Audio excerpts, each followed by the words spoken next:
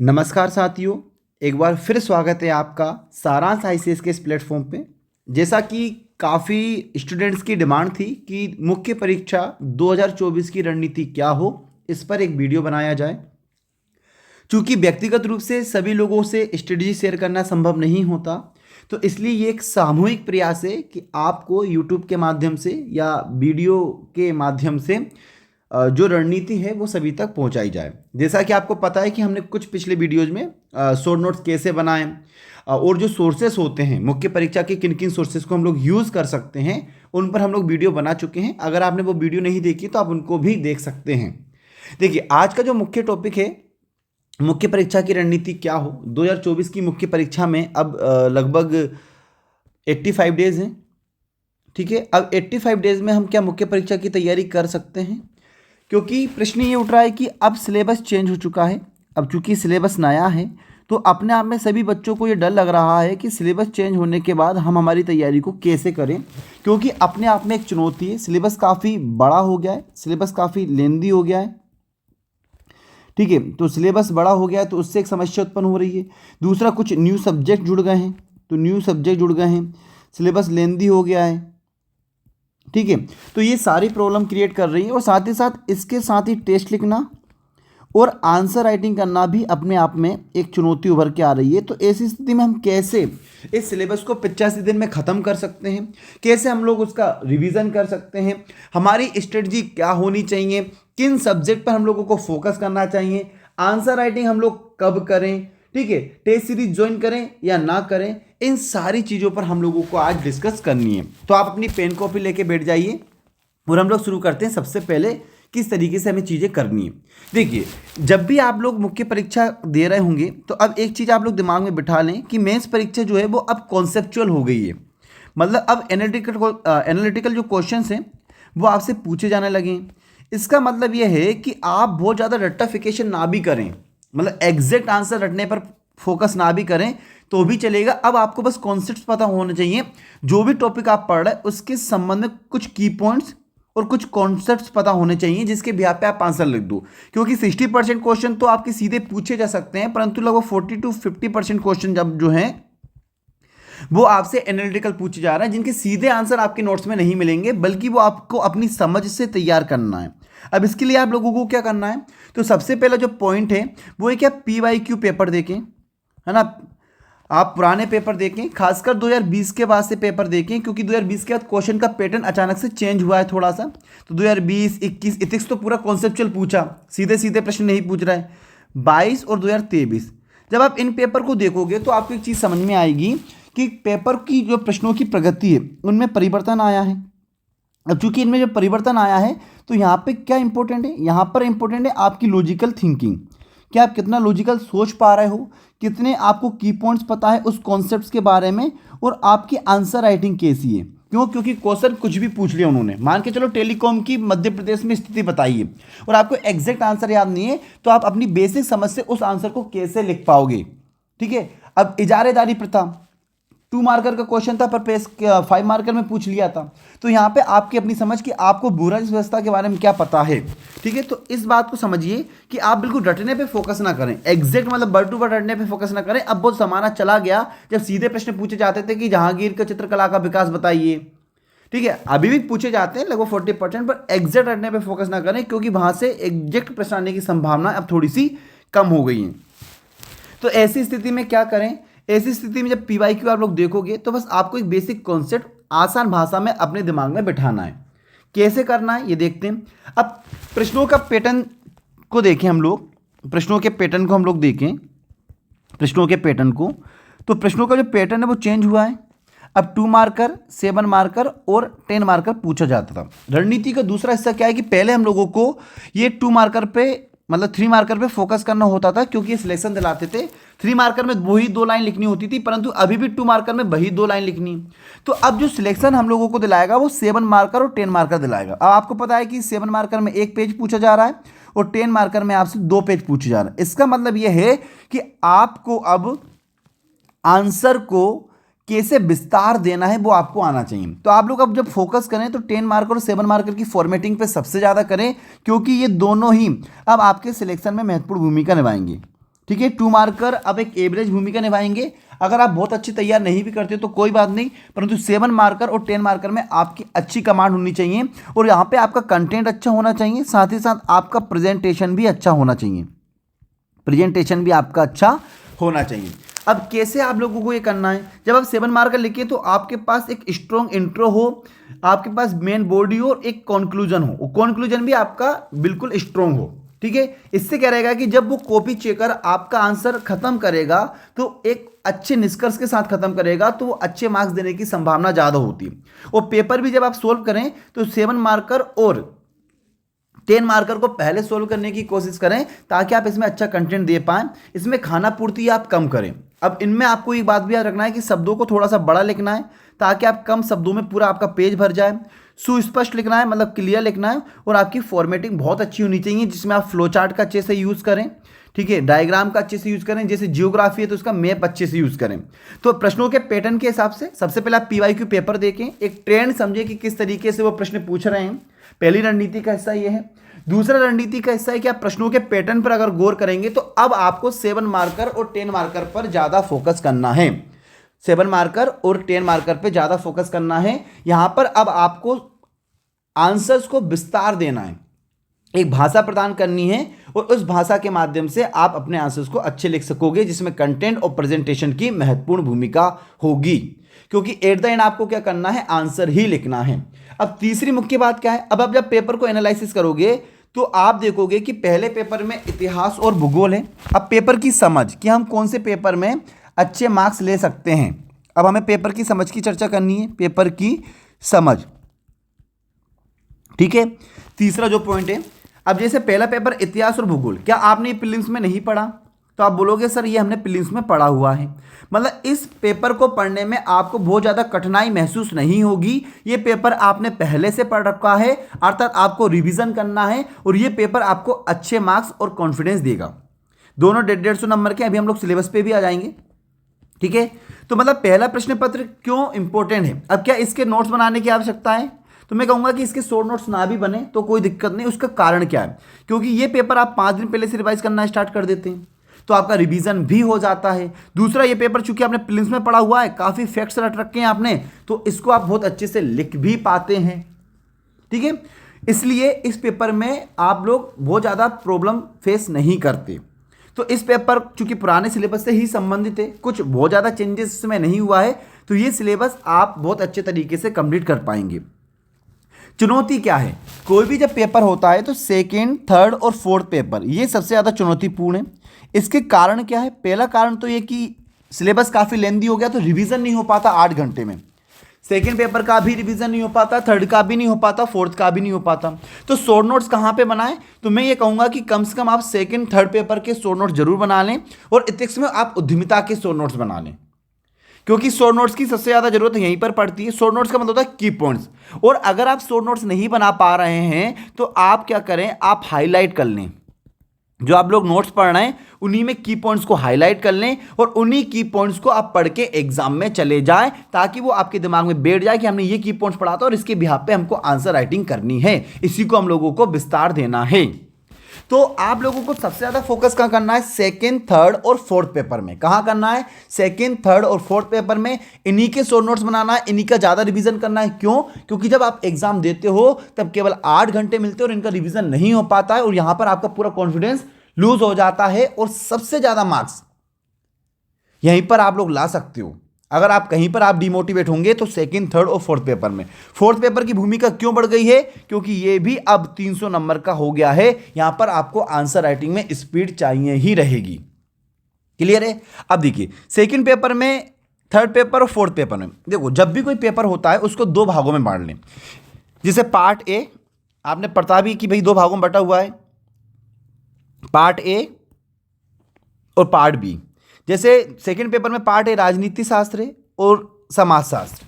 ठीक है, तो अब मैं आपको बताऊं कि राजनीति विज्ञान भी पुराने सिलेबस पर ही आधारित है, कुछ नया नहीं जुड़ा, और आपने पॉलिटी जो है वो पढ़ भी रखी है, तो ये डिफिकल्ट सब्जेक्ट नहीं है। मतलब इस पर आप उतना ध्यान ना दें जितना आपको किस पे देना है, समाजशास्त्र पे।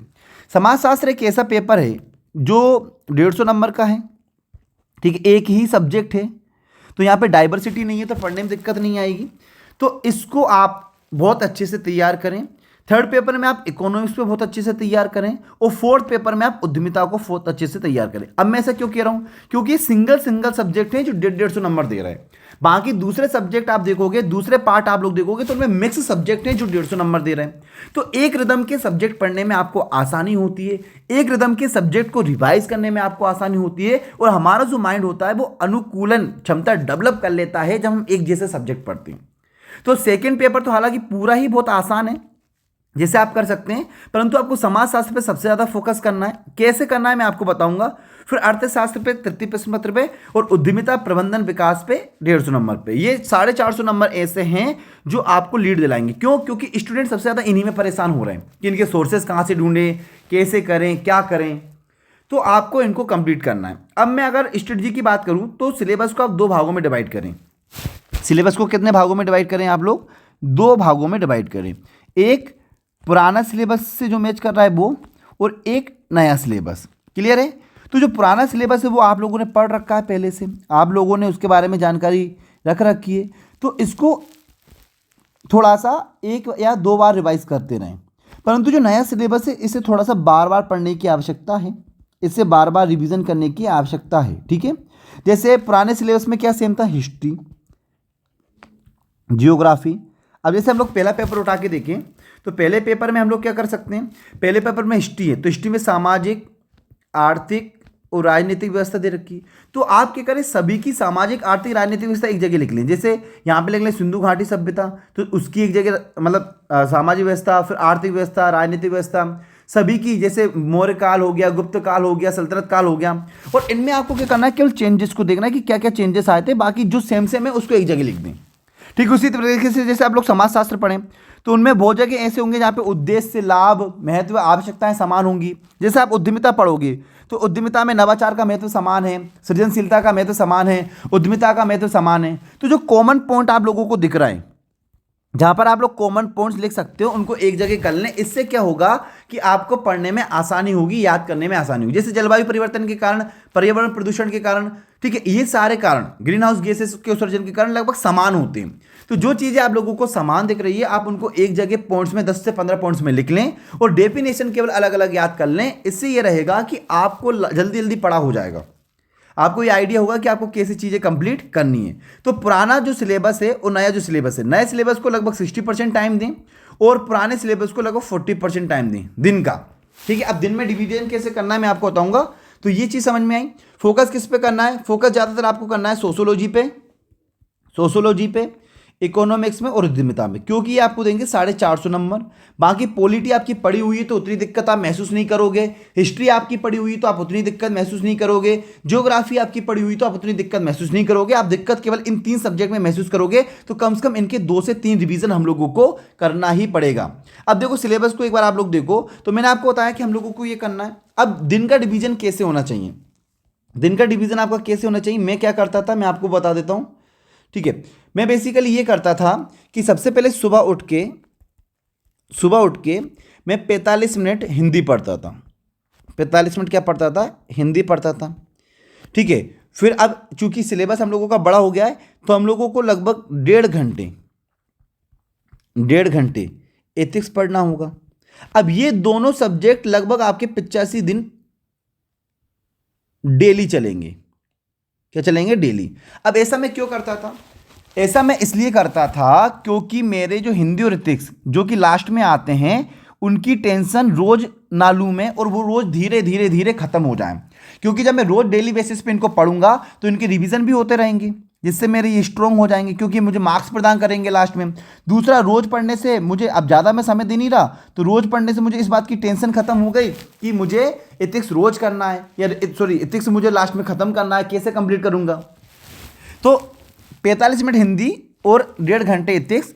फिर मैं पढ़ता था 3 घंटे थर्ड पेपर। अब चूंकि किसी भी पेपर या किसी भी एग्जाम में सिलेक्शन का जो मेन काम करता है वो 3rd, 4th और 5th पेपर करता है। कौन करता है? 3rd, 4th, 5th paper. चूंकि पहला और दूसरा पेपर सब लोग के अच्छे जाते हैं। पहला पेपर चूंकि आप लोग पढ़ चुके होते हैं, सेकंड पेपर हमेशा एवरेज आता है, जिसे आप एवरेज लिख के आ जाते हो। सबसे ज्यादा चैलेंजिंग हम लोग फेस करते हैं 3rd, 4th और 5th पेपर में। क्यों? क्योंकि एक तो रिवीजन नहीं हो पाता, सिलेबस काफी बड़ा है, और टर्मिनोलॉजीज भी काफ़ी टेक्निकल हैं, तो ये बहुत ज़्यादा परेशान करता है। इनको हम लोग प्रॉपर रिवीजन नहीं कर पाते, इसलिए नहीं कर पाते क्योंकि एक ठर्रा क्या रहता है कि हम पहला पेपर खत्म करेंगे 15 दिन में, फिर दूसरा पेपर खत्म करेंगे 15 दिन में या 20 दिन में, फिर इनका जब तक नंबर आता है तब तक 1.5-2 महीने हो चुके होते हैं और अगला रिवीजन इनका नहीं हो पाता। अब चूंकि अगला रिवीजन इनका नहीं हो पाता तो क्या होता है कि पेपर में डिफिकल्टीज महसूस होती है पढ़ने में, याद करने में। तो अब इनका रिवीजन सबसे ज़्यादा जरूरी है क्योंकि पहले पेपर तो आप 5 दिन पहले पढ़ रहे हो, तो ये तो आपका अच्छा हो ही जाएगा, प्रीलिम्स में भी आपने पढ़ा हुआ है तो इसमें तो दिक्कत आएगी नहीं।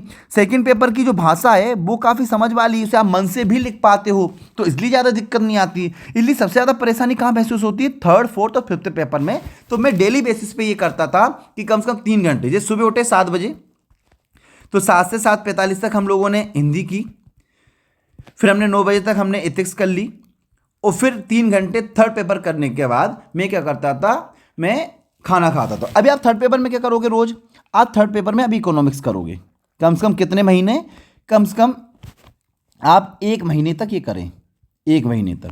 1 महीने में इकोनॉमिक्स 3-3 घंटे पढ़ के आसानी से खत्म हो जाएगी, 5 यूनिट बहुत आसानी से खत्म हो जाएगी अगर आप 3-3 घंटे पढ़ रहे हैं।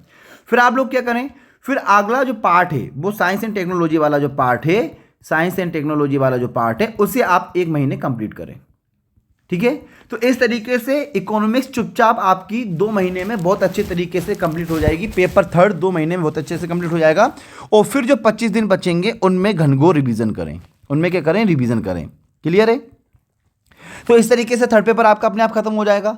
सेम पैटर्न पे आपको एथिक्स खत्म करनी है। एथिक्स में आप लोगों को क्या करना है अभी, खत्म, उद्यमिता खत्म करनी है। क्या खत्म करनी है अभी आप लोगों को, उद्यमिता खत्म करनी है। 1.5 घंटे रोज आप अगर उद्यमिता पढ़ोगे तो मैं लिख के दे रहा हूं कि लगभग 45 दिन में आपकी उद्यमिता बहुत अच्छे से कंप्लीट हो जाएगी। और एथिक्स चूंकि पहले से आपने पढ़ रखी है, मनोवृत्ति वगैरह, तो उनमें ज़्यादा दिक्कत आएगी नहीं। दार्शनिक वगैरह आपने पढ़ रखा है तो वो भी लगभग आसानी से खत्म हो जाएगा 20 दिन में।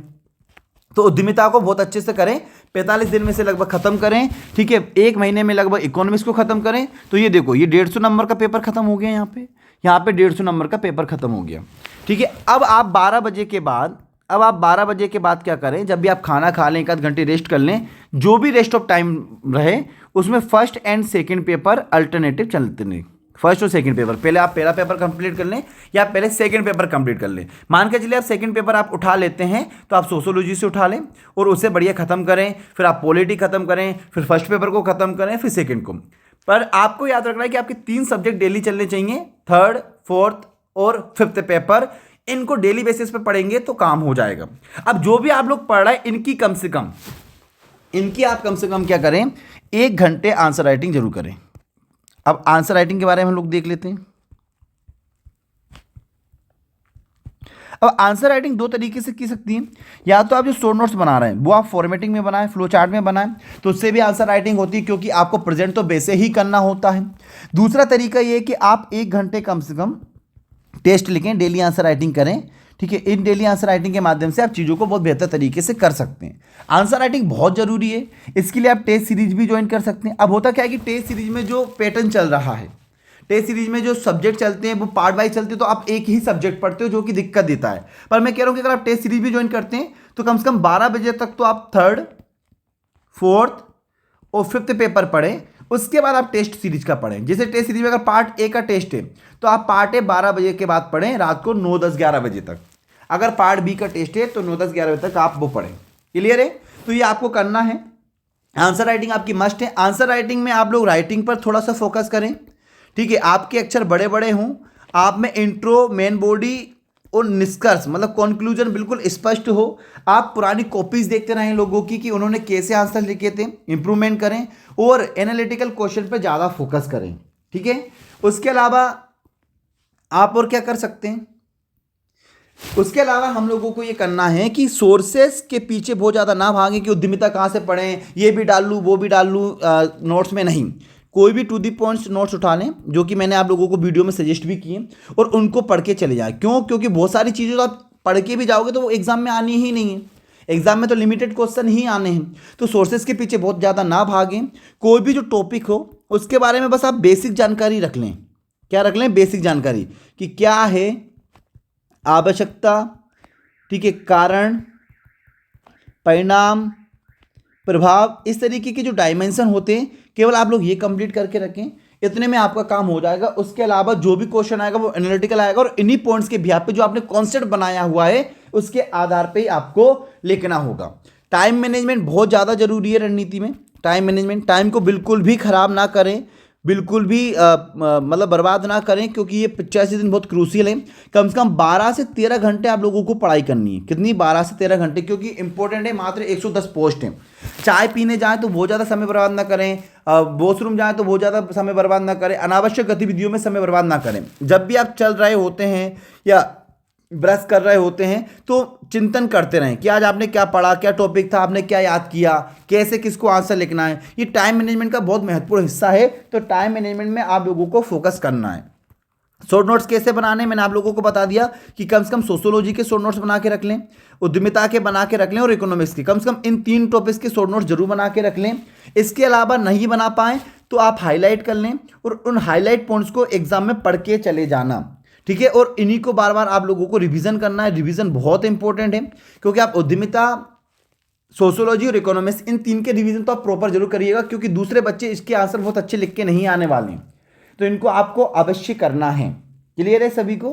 तो ये एक पैटर्न है, इनमें से आप लोग ज़्यादा फोकस कर सकते हैं। जैसे पहला पेपर है तो ये इतिहास वाला पोर्शन है, पहली और तीसरी यूनिट, ठीक है। ये एमपी की यूनिट वंश वाली आप लोगों ने पढ़ रखी है। तो ये तो लगभग पूरा इतिहास, एमपी का इतिहास और इंडियन इतिहास है, जो कि आपने प्रीलिम्स में भी पढ़ा हुआ है।